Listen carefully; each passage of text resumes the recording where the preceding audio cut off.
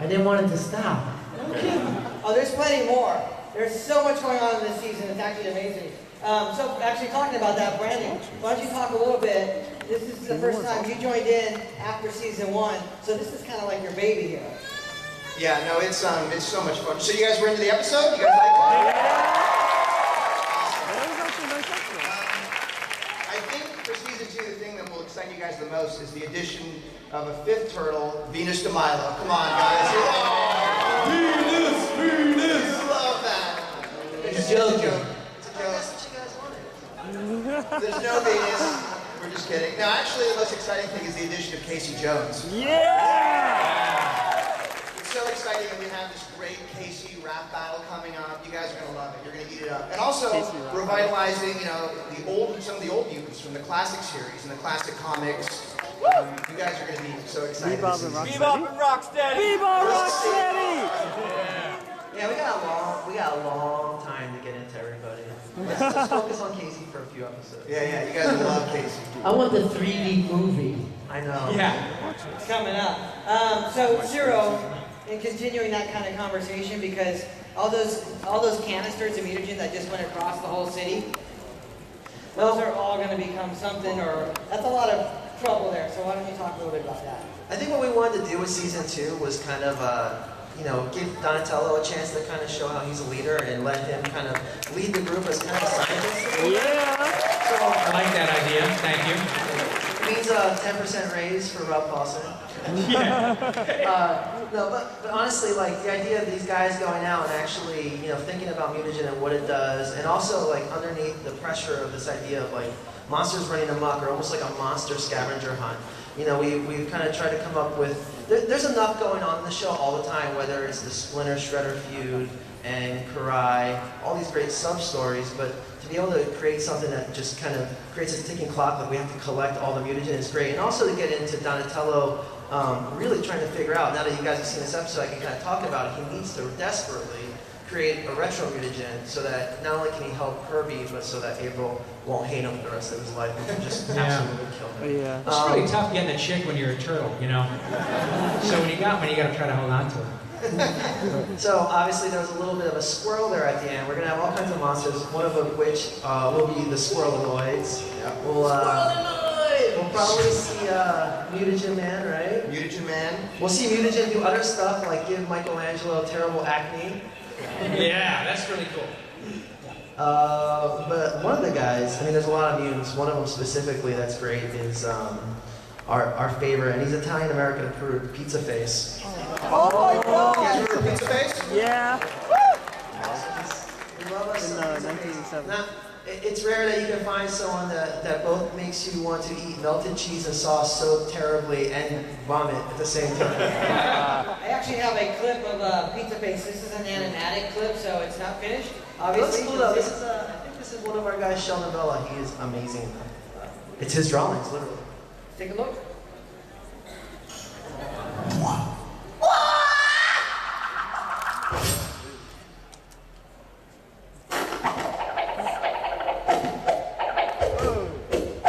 The jig is up, Pizza Face! Pizza face? I like that. Because I got the pizza in for the face. Get him!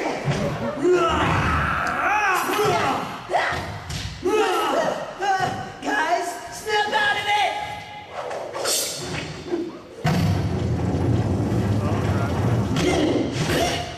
Oops, sorry, D.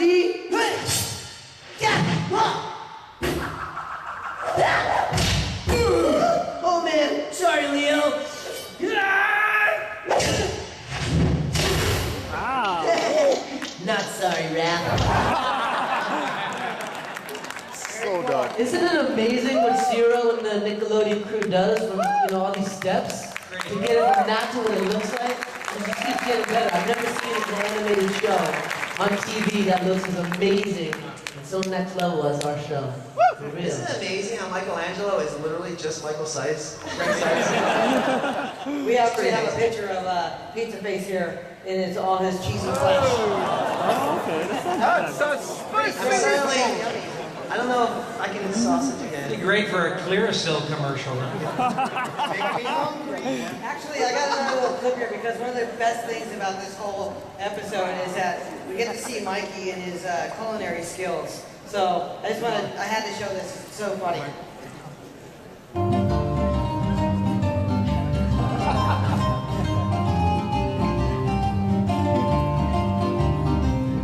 Now, what would be in the best pizza ever? Duh! Hot sauce! I love a little hot sauce on my pizza. I love a little hot sauce, yes I do.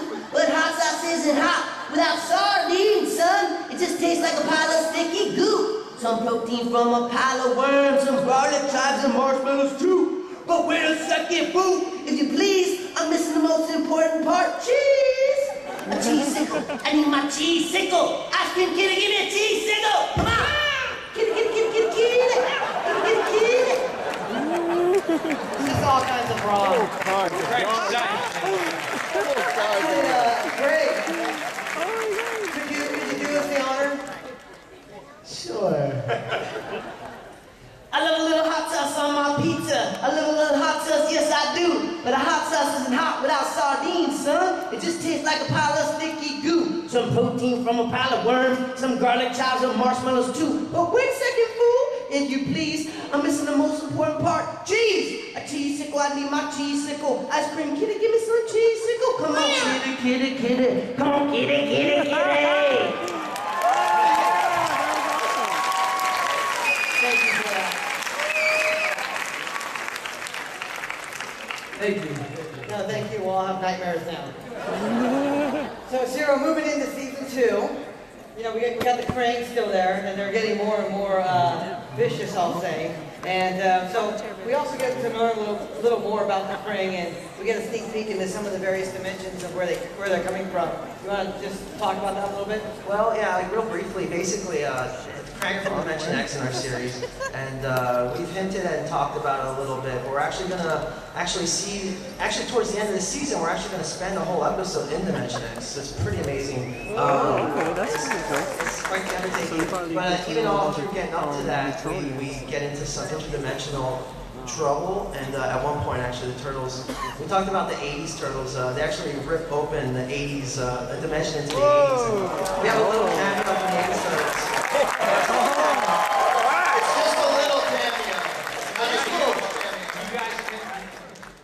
We actually had Rob speaking to himself. Yeah, I know. And I gotta tell you, it was so bitchin' to see. Honest to God, it is. And I said this last year, and it's such a profound thrill to be able to do this and to see what amazing support the show has. And I swear to God, no pun intended, but to be working on such an evergreen franchise, it's astonishing, really. And to have the other 3 guys, Cam Clark and Townsend Coleman and Barry Gordon come in was really surreal in the coolest way. But what is so great about another shot at this, in addition to this incredible outpouring of love and affection, is to have people come up to me sort of in the 25 to 35-year-old range and say, you know what, I gotta tell you, man, I wasn't so sure about this new Ninja Turtles thing because, man, you're screwing with my childhood, and all that stuff. Like we would actively go out and try to screw up your childhood. But then what inevitably happens, and it's happened here probably a dozen times today, is people come up and say, you know what, I am crazy about the new show because the people who are making it get the mythology. They completely respect the audience. They understand the characters. Yep. The show is made so much better. It is.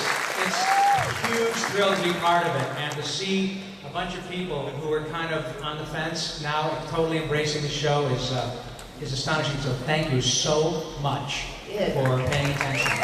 Thank Nickelodeon. Yeah. Nickelodeon knows what they're doing. This show is just a love fest, as you can tell. Yeah. Wait, so I have to keep moving because we got a lot more stuff I want to show, and you guys want to see more sneak peeks and. Another episode. Why not? I gotta get going. So, Brandon, talk a little bit about April and some of her psychic powers because she starts to get that more in tune as the series goes on. So. Well, as season 2 develops, we'll get to see more of April's psychic abilities, and we'll find out more about her connection to the Krang. And in season 2, we discover a mysterious investigator named Kurtzman who knows more about the Krang invasion and April's powers than anyone else. So let's watch a clip. Wow, you just went right through it, yeah. There you go. Watching a clip.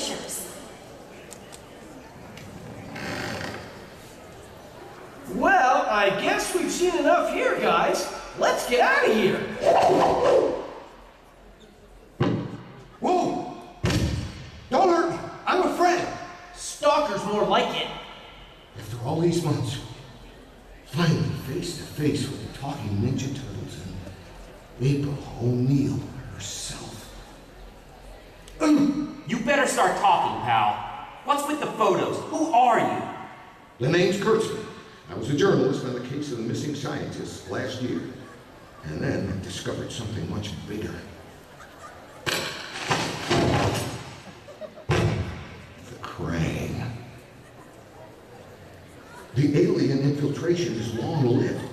Ancient, in fact. The Krang have been trying to use mutagen to terraform the Earth for thousands of years. But they couldn't use the mutagen in our universe without a specific chain of human DNA. They spent millennia capturing people, shaping humankind's genetic code. Until finally... Cliffhanger. So that animation isn't finished, obviously. That's actually Robert Forster. Yeah. Yeah, I was gonna It's say. awesome. What a great day to get to work with actors like Robert Forster. I know. And he's just a Breaking Bad. No So, spoilers. where did whose idea was it to have the Krang around for thousands of years? Is that what it is? Well, it's like we wanted to play. We were playing with the idea basically that they've always been here amongst us, almost like dormant, and they keep coming back to try and rehash their plans. So yeah, they've been around forever. I don't remember that ever happening so much before, and I know it didn't really happen in the Mirage book. So that's something new. Yeah. And then also, the turtles have become great fighters, right, throughout over season 1, and they're constantly developing their weapons and their training and so forth. But so has Shredder. So how has he ramped up the ante with the foot? Well, basically Shredder in season 2 finally realizes that he's underestimated the turtles as a true threat. So he does something, he basically splits. He decides to go and find a kind of new warrior to help kind of build up his army. He leaves Karai in charge, which creates other situations. But he finds this guy named Tiger Claw.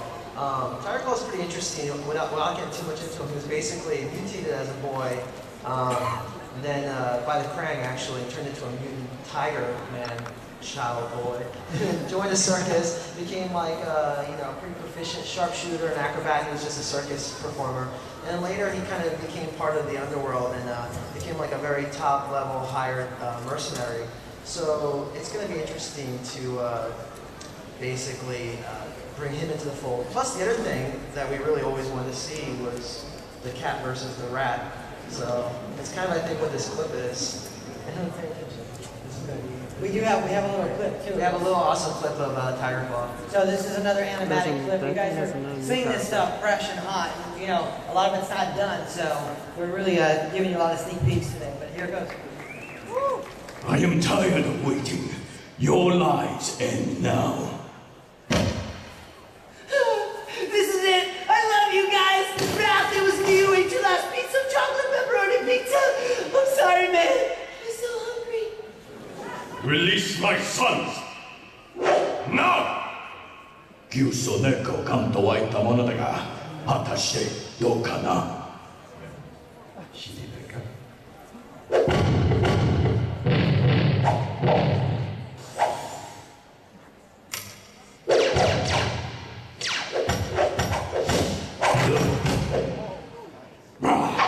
I prefer to slice you into bite-sized pieces. I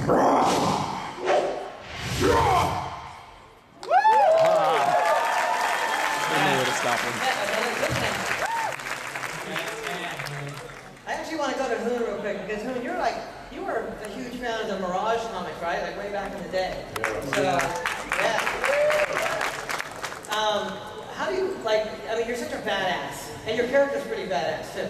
But how do you feel about all these things that are being incorporated from the comic books and being reinvented to today? Oh, I think Rob touched upon it best when he said that, the first season we were hoping to kind of honor the legacy, but also start to forge our own take on it. And we were just hoping that people who had known the franchise before would come out and force some support, and that absolutely happened. So again, thank you for that. Yeah. But it's part of the opportunity now moving forward is to build off that foundation and start to really explore new terrain. And I think that's the stuff that's really exciting for me to see in the second season. There's things that maybe were less developed in some of the comic books, or characters that maybe had that were fleshed out less, or being deepened and made richer. And in that way, you can kind of keep the focus on what has come before, but also start to round it out a bit more and start to make the entire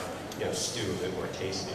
So I think that the most exciting thing for me in coming from it as someone who saw the original comics is to see that they've very astutely kind of honored what was there in those original books, but have really pushed it forward into a new dimension, literally into a new dimension.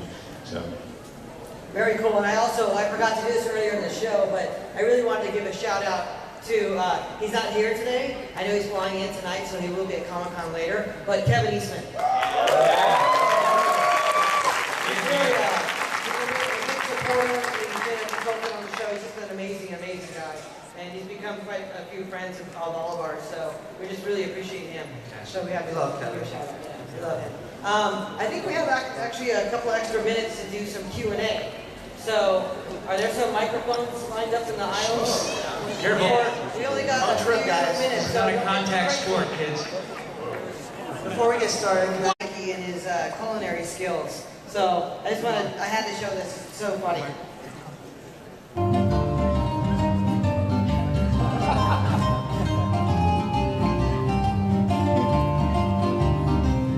Now, what would be in the best pizza ever? Duh! Hot sauce! I love a little hot sauce on my pizza. I love a little hot sauce, yes I do. But hot sauce isn't hot without sardines, son. It just tastes like a pile of sticky goo. Some protein from a pile of worms, some garlic chives and marshmallows too. But wait a second, boo! If you please, I'm missing the most important part, cheese! A cheese sickle. I need my cheese sickle. Ice cream kitty, give me a cheese sickle. Come on! Kitty, kitty, kitty, kitty, kitty. Kitty, kitty, kitty. This is all kinds of wrong. Greg, could you do us the honor? Sure. I love a little hot sauce on my pizza. I love a little hot sauce, yes I do. But a hot sauce isn't hot without sardines, son. It just tastes like a pile of sticky goo. Some protein from a pile of worms, some garlic chives and marshmallows too. But wait a second, fool. If you It's really tough getting a chick when you're a turtle, So when you got one, you got to try to hold on to it. so obviously there was a little bit of a squirrel there at the end. We're gonna have all kinds of monsters, one of which will be the Squirrelanoids. Yeah. We'll probably see Mutagen Man, right? Mutagen Man. We'll see Mutagen do other stuff like give Michelangelo terrible acne. Yeah, that's really cool. But one of the guys, there's a lot of mutants. One of them specifically that's great is our favorite, and he's Italian-American approved, Pizza Face. Oh my God! You guys remember Pizza Face? Yeah. We love us In, some Pizza 1987. Face. Now, it's rare that you can find someone that both makes you want to eat melted cheese and sauce so terribly and vomit at the same time. I actually have a clip of Pizza Face. This is an animatic clip, so it's not finished. Obviously, That's cool though. I think this is one of our guys, Sheldon Vella. He is amazing. It's his drawings, literally. Take a look.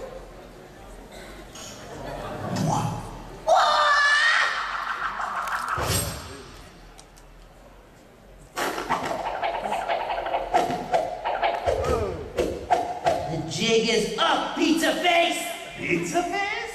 I like it. All I can say is, butt cannon! He's got butt cannons! Nice. What do you guys think? You like that? Man, that was great. I didn't want it to stop. Oh, there's plenty more. There's so much going on in this season. It's actually amazing. So, actually talking about that, Brandon, why don't you talk a little bit this is the first time you joined in after season 1, so this is kind of like your baby here. Yeah, no, it's so much fun. So you guys were into the episode? You guys like it? I think for season 2, the thing that will excite you guys the most is the addition of a 5th turtle, Venus de Milo. Come on, guys. Venus! You love that. It's a joke. It's a joke. That's what you guys wanted. There's no Venus. We're just kidding. No, actually, the most exciting thing is the addition of Casey Jones.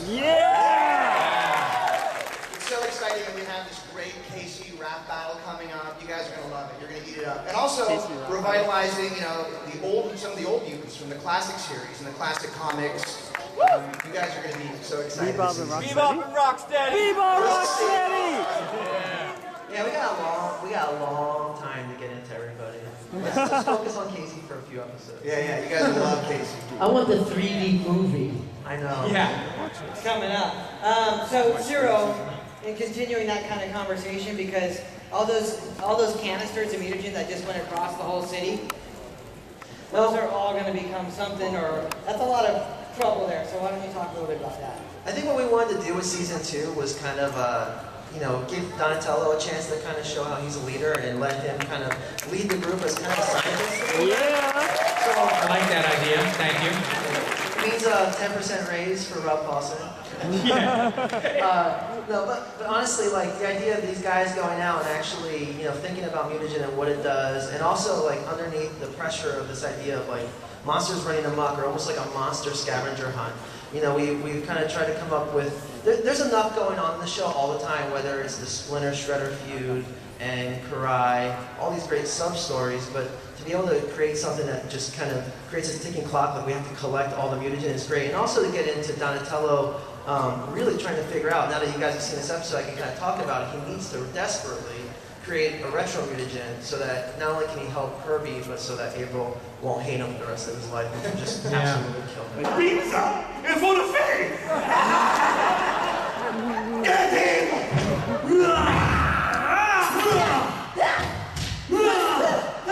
Guys, snap out of it!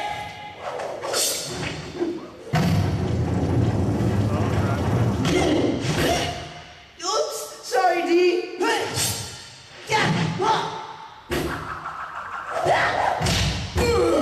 Oh man, sorry, Leo.